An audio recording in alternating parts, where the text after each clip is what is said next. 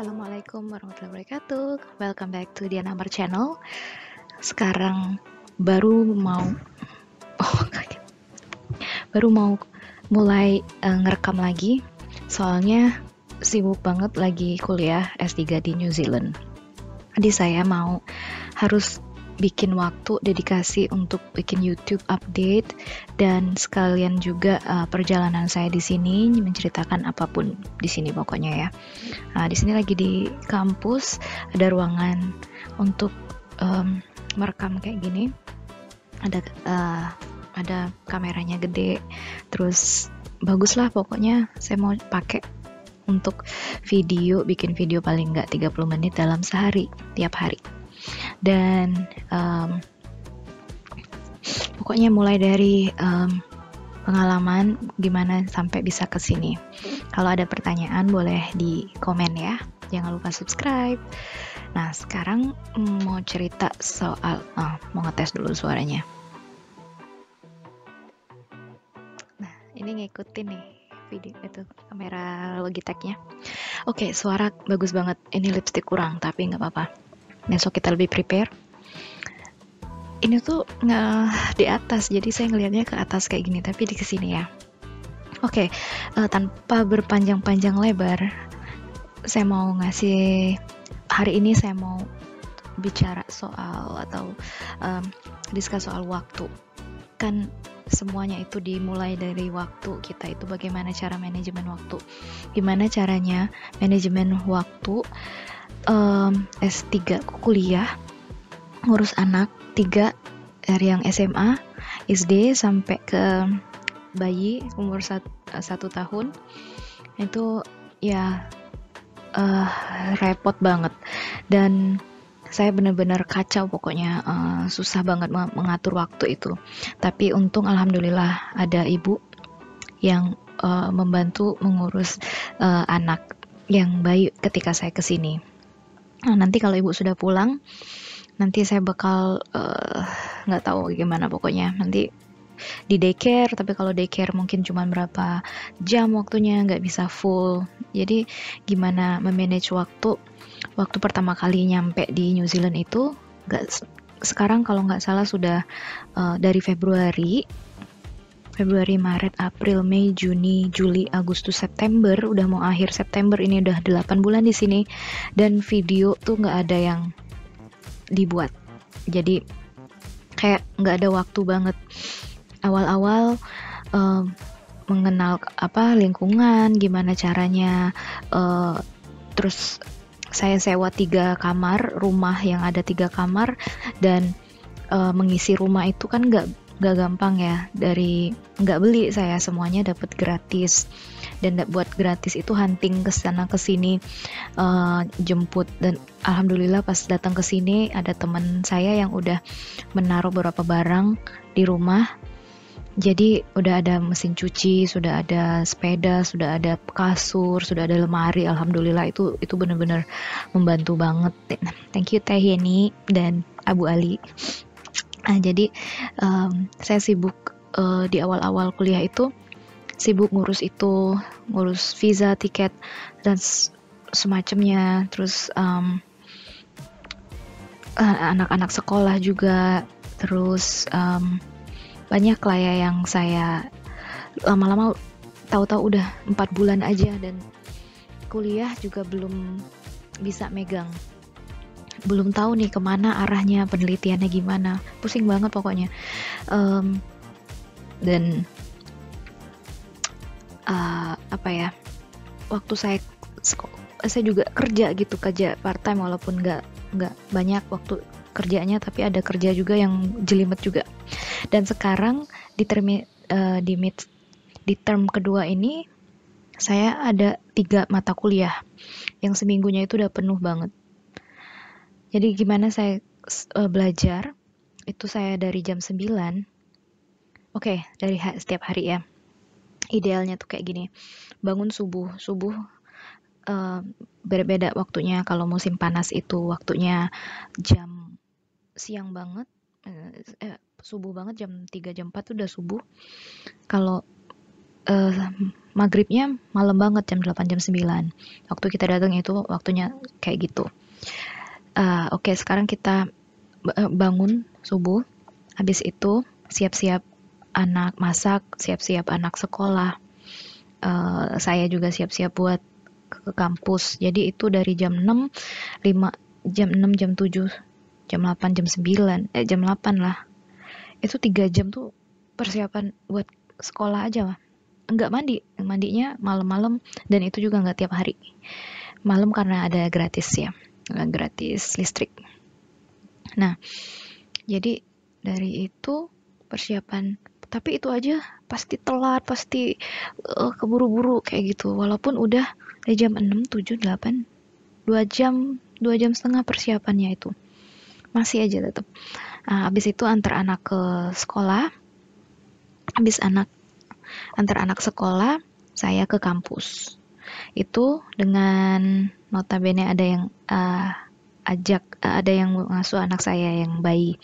Kalau anak saya yang SMA, dia tetap dia udah ngurus sendiri, pakai baju sendiri lah, iya, bikin bikin bikin makan sendiri dan bikin bekal dia sendiri.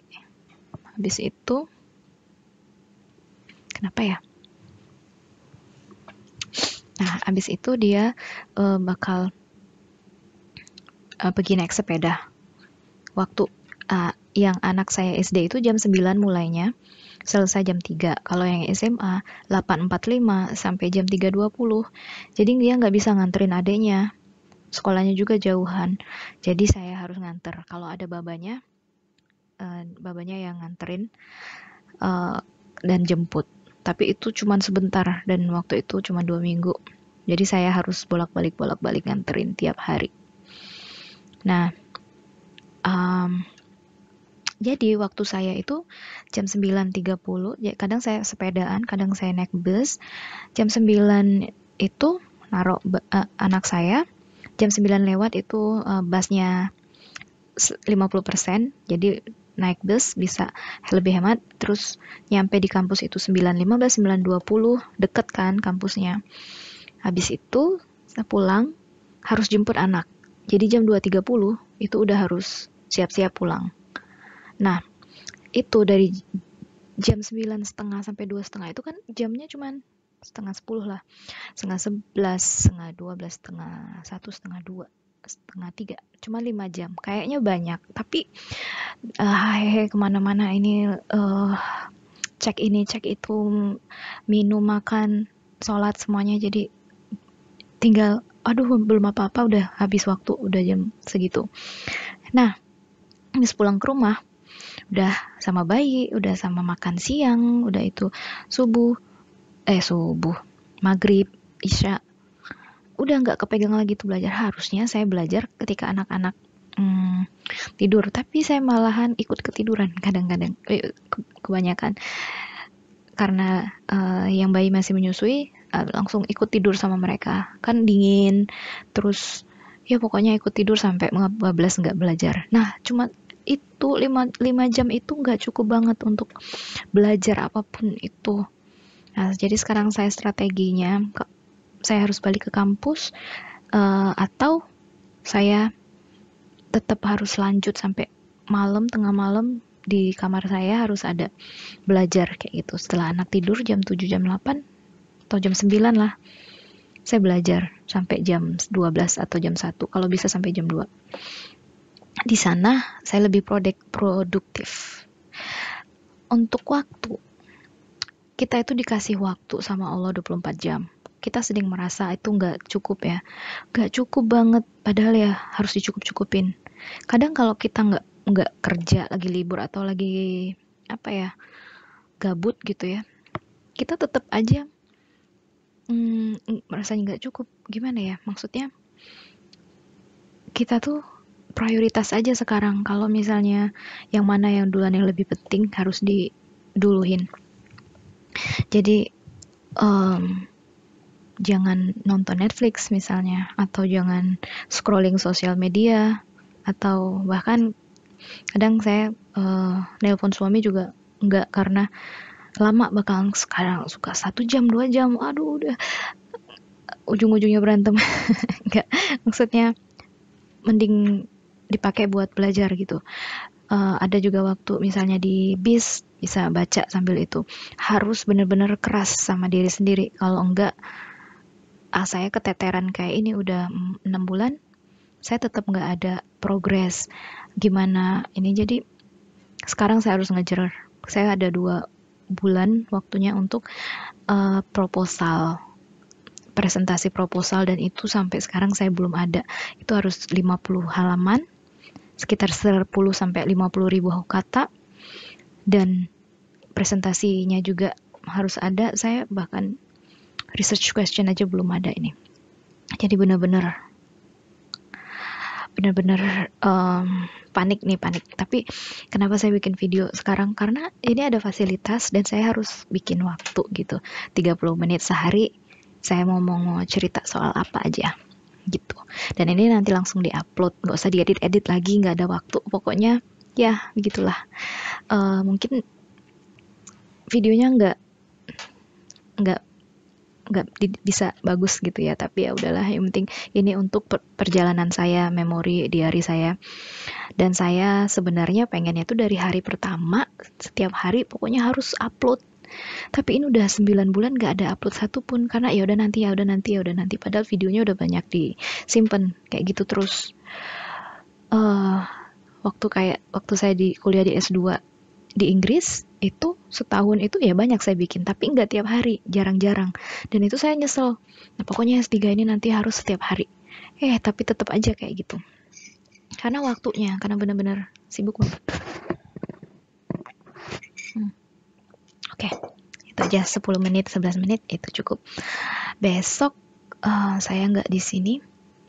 Mungkin saya cari tempat yang di kampus Kelburn.